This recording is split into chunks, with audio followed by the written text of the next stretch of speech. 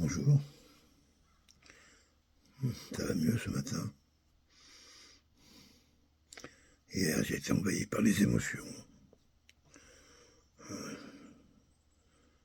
Ça reste sûrement sensible. C'est surtout ça être vivant. Lorsque le corps, l'âme, le cœur saturent,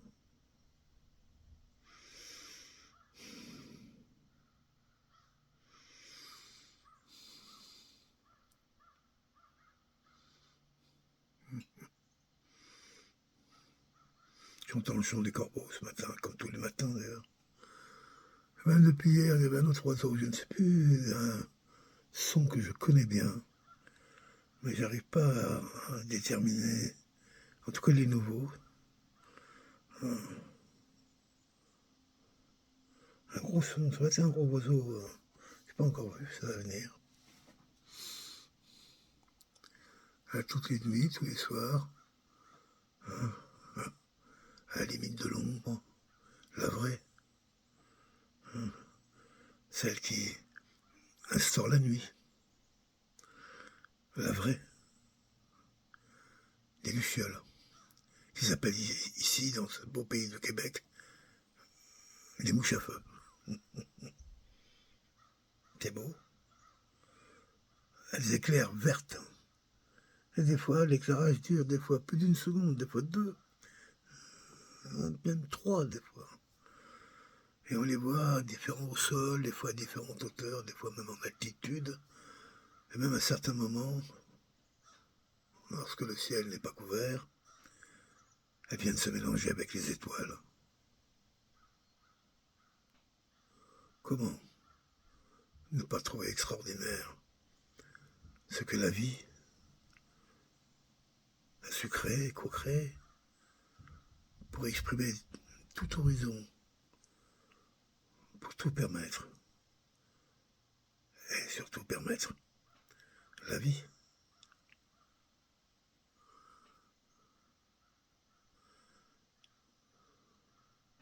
C'est ce que j'aime dans la nature.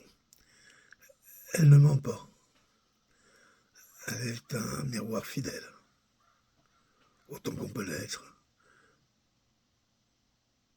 Elle ne désire pas. Elle n'est pas jouisseuse. Elle s'exprime. Elle est là, dans la présence, entière, sous toutes plein de formes différentes. C'est ça qui est beau en l'humain. Et on partage ça avec tous ces êtres. Oui, qui ne nous ressemblent pas, mais qui nous apportent tellement. Que ce soit des animaux, des arbres, des fleurs, des plantes, des étoiles, des rivières, des lacs, des montagnes. Combien de fois nos cœurs, notre être est rentré en paix lorsqu'on était au contact de cette nature, ce naturel de la nature.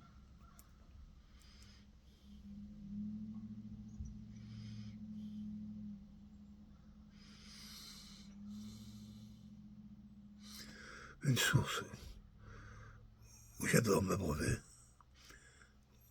plus qu'un besoin, bien plus qu'un besoin, un état d'être, une présence de tout temps.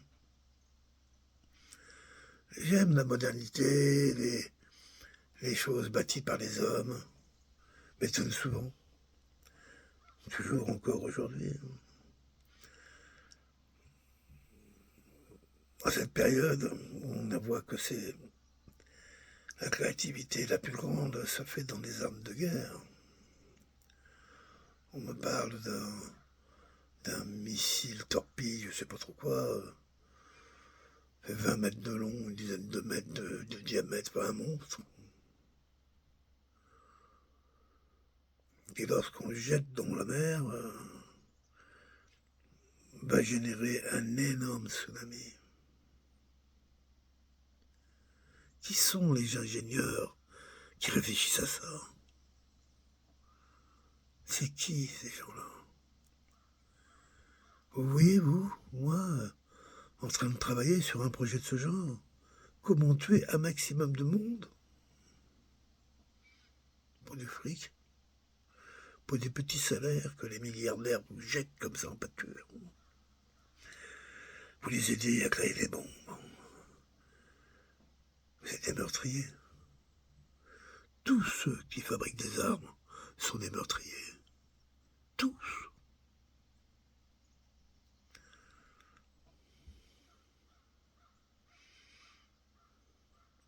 Est-ce que je vous en veux? Non. C'est votre chemin. J'espère que l'argent de ces gens ou de ce système vous a permis de rendre heureux au moins les vôtres. En oubliant que pour apporter du bonheur à vos enfants, vous travaillez à détruire les enfants des autres. J'espère que vous arrivez à trouver votre équilibre dans tout ça.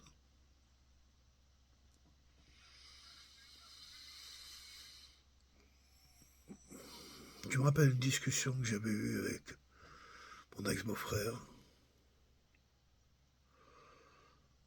Ex, non, pas. Pourquoi je dis ex, non? C'est juste que ma sœur est partie. Mais lui, c'est un brillant ingénieur informaticien réseau.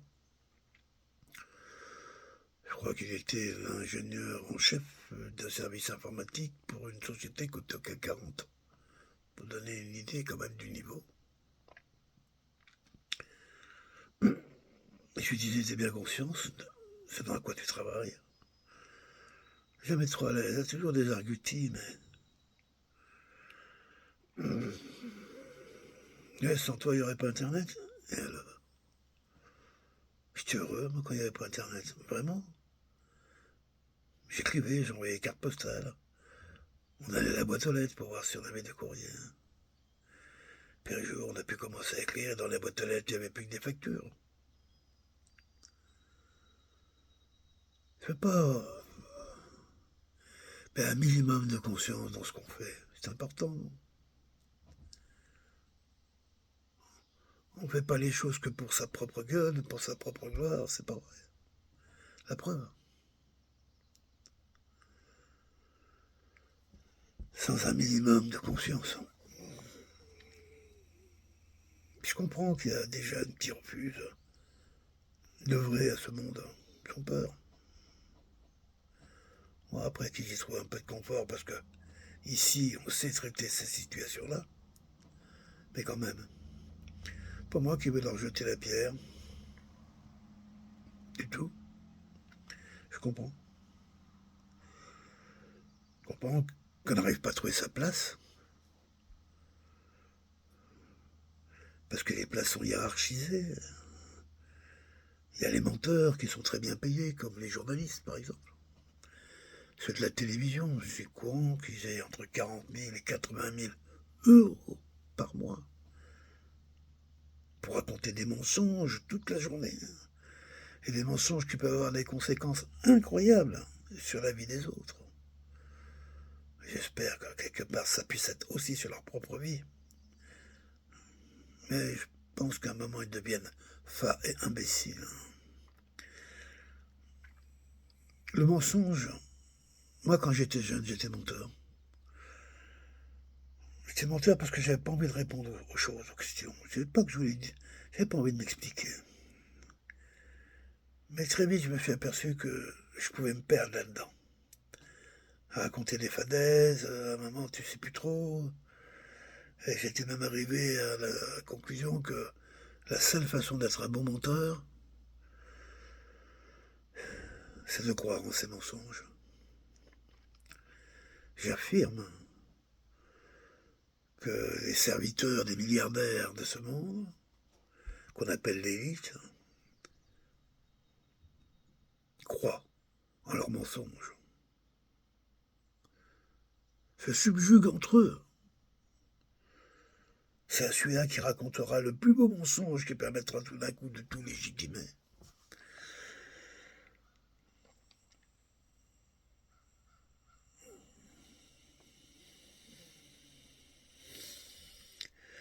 Je me rappelle ce que nous apprenait enfant, pas mentir, pas tricher,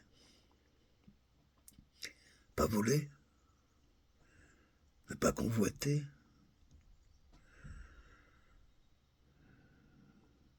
calmer son orgueil et raisonner sa fierté, j'ai appris tout ça. Pourquoi on nous apprenait ça? Pourquoi? Parce qu'à l'époque encore, il y avait ce qu'on appelait un bien commun. On venait de ce monde-là. Je viens de la campagne, la vraie, quoi. Avec les meumeux, les hians, les chevaux, les moutons, les lapins, tout ça. Et ces gens-là, ces paysans d'autrefois, par qui j'ai été élevé, par défection de mes parents,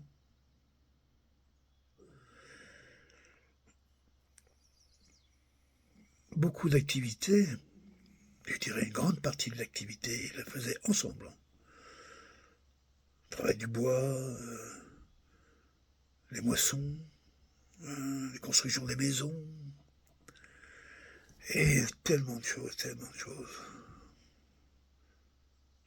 Tous ces services, on appelait ça les communaux, d'où est venu le nom commune. Communard, c'est une autre version. Ça voulait dire surtout que être ensemble, faire ensemble, c'était vital.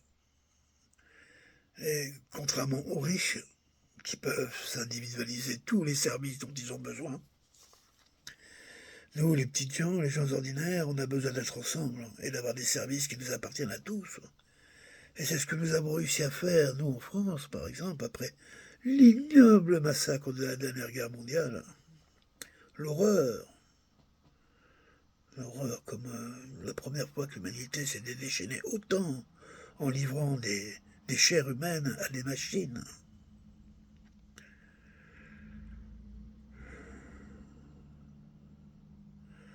Sortant de ces horreurs,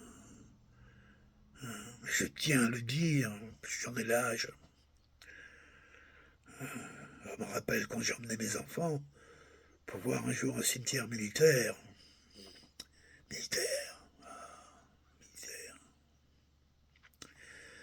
J'ai choisi de leur faire visiter un cimetière allemand. Parce que lorsqu'on lit les dates de naissance, les dates de décès, il n'y a pas de Chinois, il n'y a pas d'Allemand, il n'y a pas d'un Français, il n'y a pas d'Arabe, il n'y a pas de Russe. Il n'y a que des jeunes hommes. Hélas aussi des jeunes femmes. Des jeunes, voilà. À qui on a donné l'ordre d'aller tuer l'autre en face qu'il ne connaît pas, et que celui-ci avait reçu le même ordre pour servir des gens qu'on ne connaîtront jamais et qui, eux, n'iront jamais exposer leur vie. C'est difficile à entendre. Et là, je vois tout un propos raciste qui se développe avec qui s'est entretenu par la haine, c'est-à-dire les serviteurs de ces milliardaires, des haineux pour tous, des crétins pour un grand nombre, entretiennent ça, mettent des situations où on sait que les gens vont réagir. Et je trouve même l'humanité drôlement résistante par rapport à tout ce qu'on lui fait subir, très résiliente, pour ne pas se déchaîner comme ça aurait pu être le cas il y a des dizaines d'années avant, et encore. À l'époque, ça fait peut-être vieux con, mais le monde a tellement changé que je ne vois pas comment je peux parler autrement. J'aime dire que je suis né au XVIIIe siècle. Ouais. L'environnement dans lequel j'ai vécu mes premières années de ma vie d'enfant, c'est exactement le même environnement qu'aurait vécu un enfant au XVIIIe. En termes de confort, en termes de culture, en termes de tout. Et tout d'un coup, on est passé dans un monde où les machines ont envahi l'espace, pour certains, pas pour tous, au prétexte que ça allait nous rendre la vie plus facile. Eh bien, avec le recul, je dis que c'est faux. Ces machines nous ont endormis, nous ont affaiblis, nous ont rendus malades, nous ont angoissés, nous ont fait peur, à vrai dire. C'était peut-être le but recherché, hein. Oui, les milliardaires voulaient à tout prix qu'on arrive à utiliser l'intelligence humaine pour arriver à développer des technologies qui ne servent que leur propre intérêt, uniquement leur propre intérêt. De façon que ce qu'ils convoitent depuis, je dirais pas la nuit des temps, parce que c'est pas dans la nature de l'homme, cette habitude-là, mais certainement ce qui a été créé par les religions monothéistes, en fin de compte, hein, c'est le pouvoir total sur ce qui les environne, tout, ils veulent tout. Eux, cette modernité, les sert. Vous voyez qu'Internet, quelque part, ça nous a servi. Moi, je me suis toujours été heureux d'avoir rencontré Internet. Moi qui n'avais jamais été dans les bibliothèques, qui n'avais jamais assisté à des conférences dans ma vie, j'étais un vrai petit paysan, devenu un petit voyou, un petit loulou.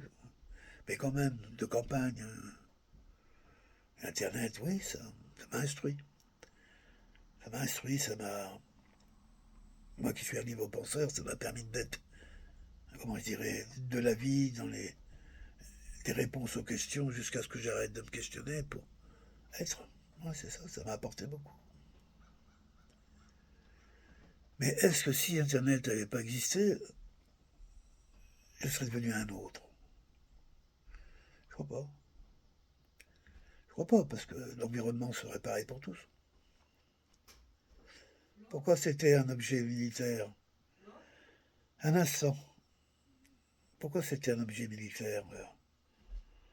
Pourquoi c'est les militaires qui nous ont fait ça? Pourquoi ils ont donné ça à l'humanité? C'est toujours audacieux de croire que les militaires puissent nous apporter un bien-être. Même si je nie pas tout, si on me rentrait, oui, voilà, l'armée qui sauve la nation, mais quand? Quelle nation? Nous sommes une démocratie, c'est-à-dire que nous, les gens du peuple, c'est nous qui gouvernons notre pays. Ah bon? Ah bon? Et depuis quand? Aujourd'hui encore, ils osent, parce que c'est la seule chose que ces élites serviteurs des milliardaires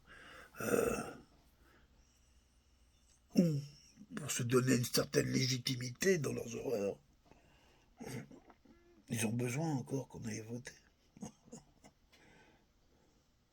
Déjà, tout est programmé. Tout. Le micron, le demi-cellule, on pourrait le prendre pour un crétin de première, un mauvais. Non, il est très bon dans ce dont pourquoi il a été choisi. Peut-être que même s'il déborde un peu aujourd'hui, je pense qu'ils vont, peu importe, je ne pas rentrer là-dedans.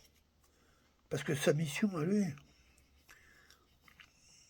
et pourquoi il l'a accepté, pourquoi il a cette nature, sa mission c'est la destruction. Il nous l'a dit, l'heure de la bête est venue. Imagine qu'un président dise ça. Ah, il l'a pas dit en tout public, c'est marrant, il a quand même posé. Mais plus fort que lui, qu'il a fallu qu'il menace tous ceux qui étaient autour de lui. Là. Parce que c'est ça qu'il faut entendre. Et la manière dont il le disait, on ne sentait pas qu'il était effrayé, bien au contraire. C'est qui la bête?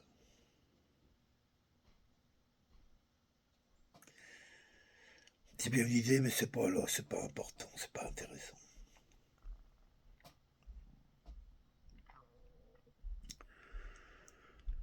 Moi, je vois ce petit bonhomme, ce petit monsieur.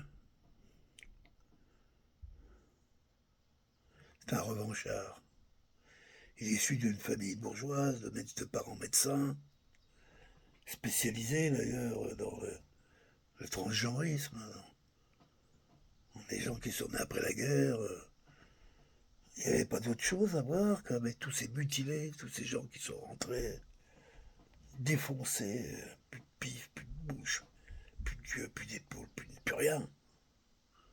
Mais il était important de s'occuper de permettre à certains d'aller au bout d'une lubie entretenue par d'autres.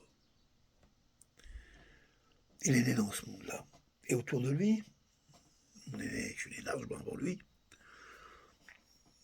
je puis comprendre que dans un monde catholique,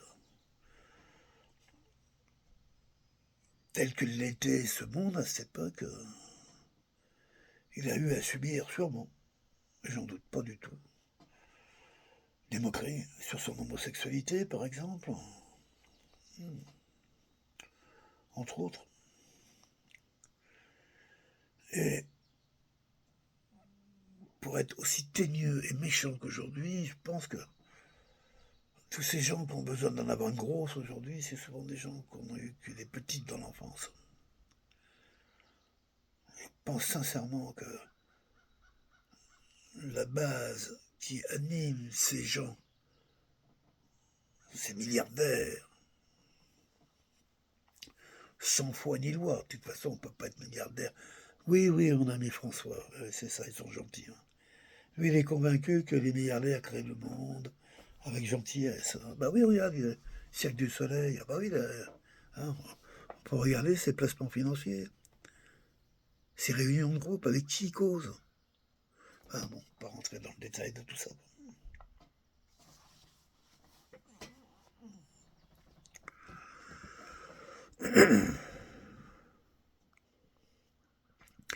Oui, je pense que ces gens-là sont des frustrés.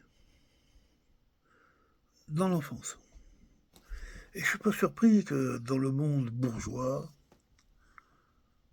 haute bourgeoisie, les enfants, lorsqu'ils naissent, ils sont rarement aimés, souvent dressés. Dressés, je dis bien. Et que, ouais, tu t'intéresses aux fourmis, mais plus tard.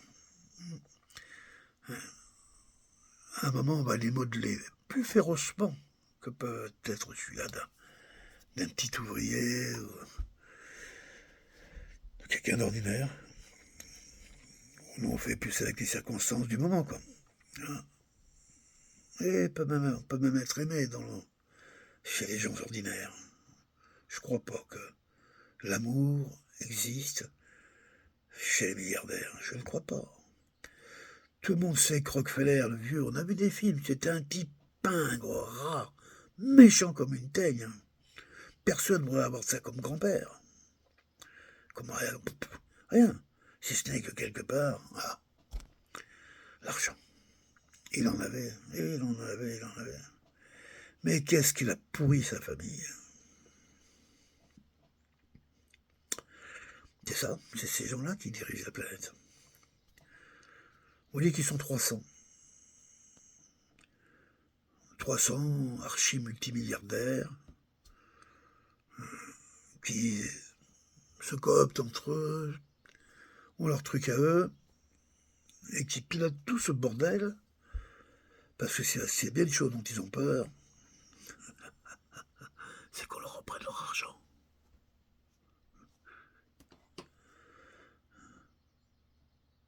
Qu'ils deviennent pauvres.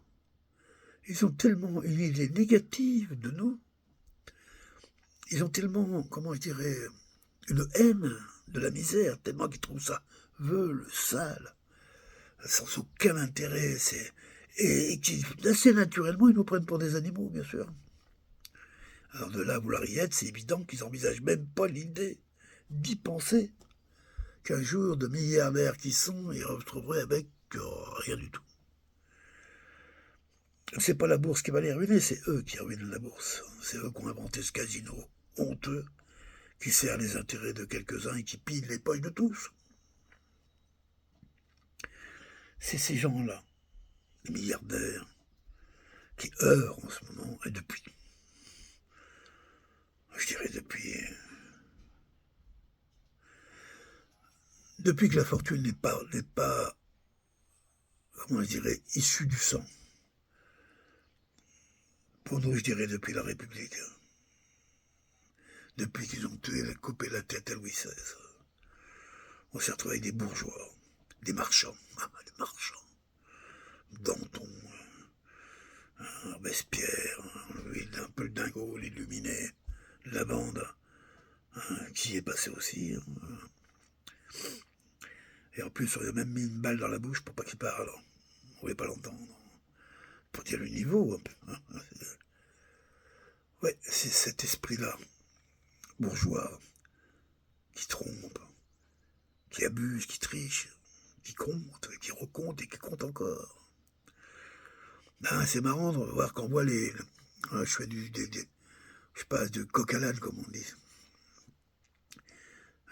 Dans les écritures anciennes, les artefacts qu'on trouve le plus, enfin qu'on a trouvé à un moment, c'était des petites tablettes en argile, datées de 20 000 ans, je sais pas, quelque chose comme ça, et écrites par une écriture en forme de bâtonnet, triangle, on appelle l'écriture cunéiforme, je crois. Et c'était quoi cette tablette-là? Des comptes. Alors lui, ouais, ok, 50 sacs de riz, l'autre 3 chameaux, mais il fallait garder trace des comptes. C'était pas pour raconter une histoire hein, de ce beau jeune homme se retrouvant dans une oasis. Il fait chaud, il fait tout, il lève la tête au ciel et tout d'un coup tout s'illumine. Parce que c'est pas possible d'écrire ça avec cette écriture-là.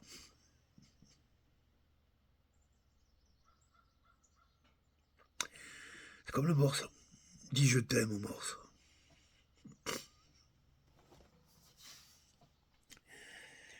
Et puis les hommes ont développé cette écriture, ils ont fait l'écriture. Le premier des mensonges. Croyez-vous que les peuples anciens, on les a éliminés parce qu'ils n'avaient pas besoin de ça. Il me semble que les pyramides, on va dire encore les pyramides, ok, peut-être, qu'on les aura datées correctement, ce qui est loin d'être la vérité de ce qu'on nous raconte, atteste qu'il y a eu des civilisations incroyables sur Terre, incroyables. Et peut-être qu'elles ne savaient pas lire, ou on n'avait peut-être pas le besoin. Ces grands artistes, ces grands monuments étaient peut-être suffisants. C'est marrant parce que quand je regarde l'évolution de notre civilisation, eh bien plus personne n'écrit, plus personne ne lit. C'est un cycle, tu regardes ça en fait, c'est un cycle, c'est un cycle. On est au bout là, dans le recroquevillement là.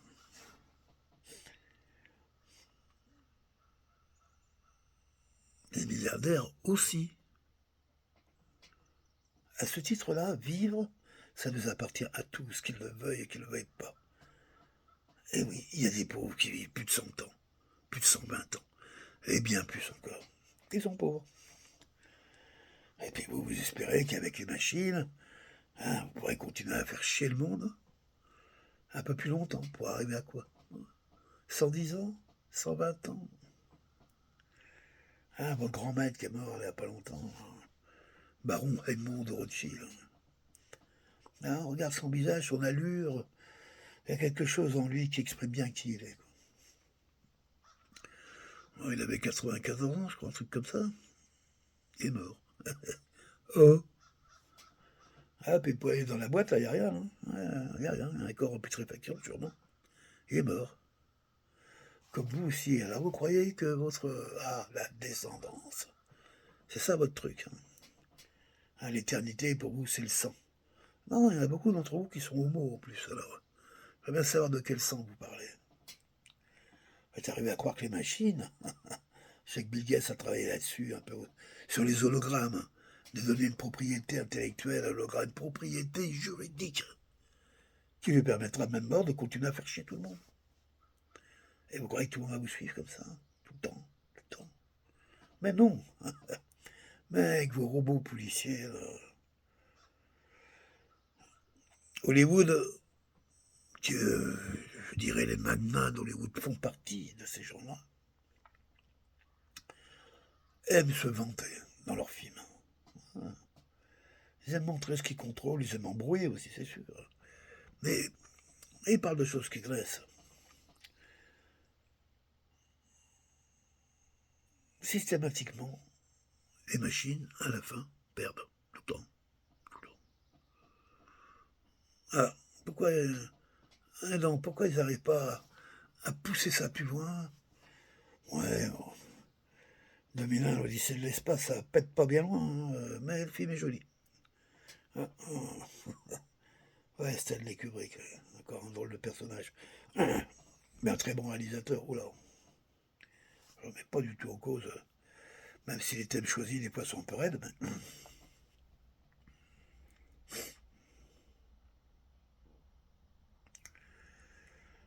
Voilà, je vais faire un petit tour sur la civilisation de la haine et du mensonge,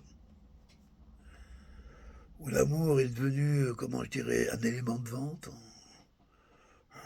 est devenu une façon d'être. Ouais, moi j'ai de l'amour en moi. Je t'aime, mais j'ai aussi une belle voiture. Bah, je ne veux pas critiquer. On vit dans notre environnement et il est vrai que moins on nous donne, ou moins on a les capacités à le voir, à le ressentir, bah, plus on a de mal à s'en défaire et à s'en libérer. C'est ça, être esclave.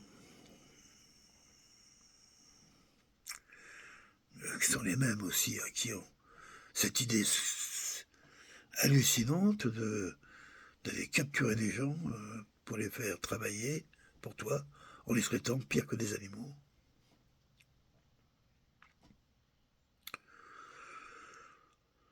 Ouais, c'est ça, c'est ça. Alors, quand je vous parle comme ça, je vois quand même quelque chose de beau, un endroit. Je vois ce grand mouvement de destruction, de ces petits en colère, de ces petites frustrations, qui ont poussé ces gens à utiliser des choses inavouables, hein, pour développer et conserver le pouvoir. Parce qu'il n'y a que ça qui existe pour eux. Le pouvoir.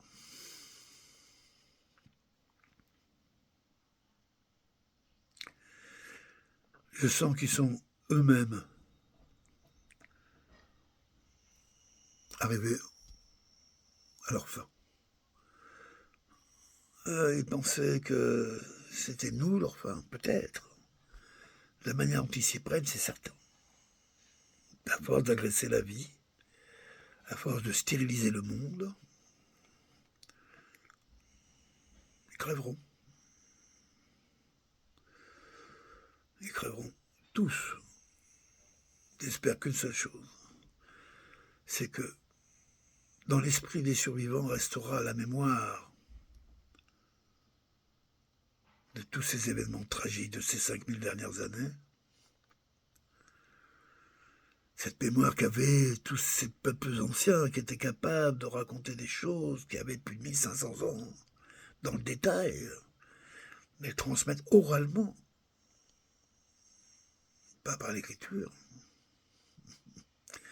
Cette monsteuse dont on se sert tous, et moi le premier. C'est bien pour ça que la poésie est une façon de mentir honnêtement.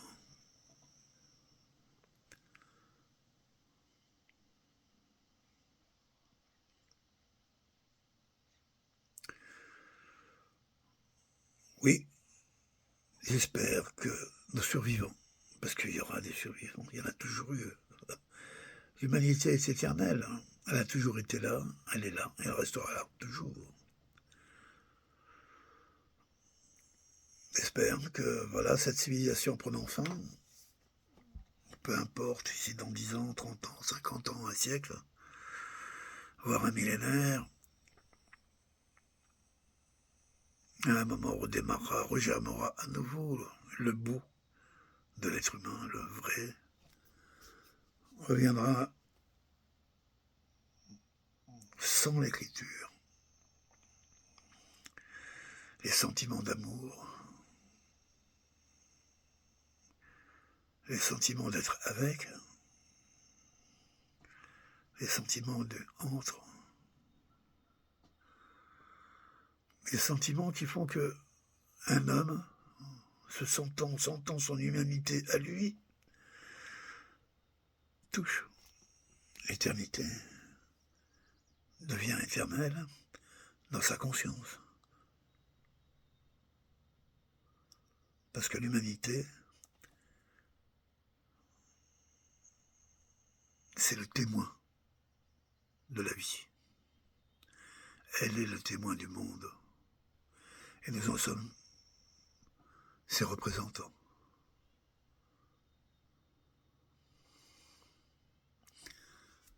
Merci.